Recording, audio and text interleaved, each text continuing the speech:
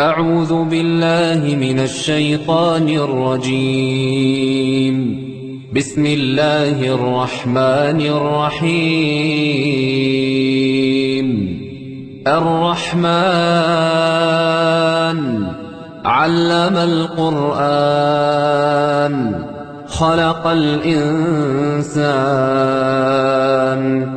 علمه البيان الشمس والقمر بحسبان والنجم والشجر يسجدان والسماء رفعها ووضع الميزان ألا تطغوا في الميزان وأقيموا الوزن بالقسط ولا تخسروا الميزان والأرض وضعها للأنام فيها فاكهة والنخل ذات الأكمام والحب ذو العصف والريحان فبأي آلاء ربكما تكذبان خلق الإنسان من صلصال كالفخار وخلق الجان من مارج من نار فبأي آلاء ربكما تكذبان رب المشرقين ورب المغربين فبأي آلاء ربكما تكذبان مرج البحرين يلتقيان بينهما برزخ لا يبغيان فبأي آلاء ربكما تكذبان يخرج منهما اللؤلؤ والمرجان فبأي آلاء ربكما تكذبان وله الجوار المنشآت في البحر كالأعلام فبأي آلاء ربكما تكذبان كل من عليها فان ويبقى وجه ربك ذو الجلال والإكرام فبأي آلاء ربكما تكذبان يسأله من في السماوات والأرض كل يوم هو في شأن فبأي آلاء ربكما تكذبان سنفرغ لكم أيها الثقلان فبأي آلاء ربكما تكذبان يا معشر الجن والإنس إن استطعتم أن تنفذوا من أقطار السماوات والأرض فانفذوا لا تنفذون إلا بسلطان فبأي آلاء ربكما تكذبان يرسل عليكما شواظ من نار ونحاس فلا تنتصران فبأي آلاء ربكما تكذبان فإذا انشقت السماء فكانت وردة كالدهان فبأي آلاء ربكما تكذبان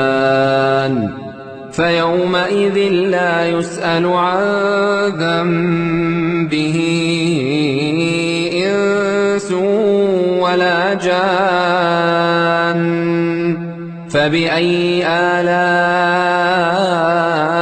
ربكما تكذبان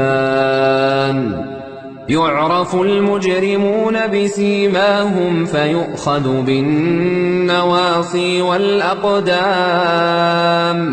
فبأي آلاء ربكما تكذبان هذه جهنم التي يكذب بها المجرمون يطوفون بينها وبين حميم آن فبأي آلاء ربكما تكذبان ولمن خاف مقام ربه جنتان فبأي آلاء ربكما تكذبان ذواتا أفنان فبأي آلاء ربكما تكذبان فيهما عينان تجريان فبأي آلاء ربكما تكذبان فيهما من كل فاكهة زوجان فبأي آلاء ربكما تكذبان متكئين على فرش بطائنها من استبرق وجنى الجنتين دان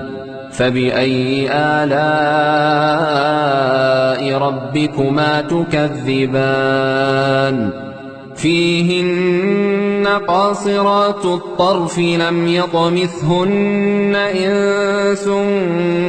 قبلهم ولا جان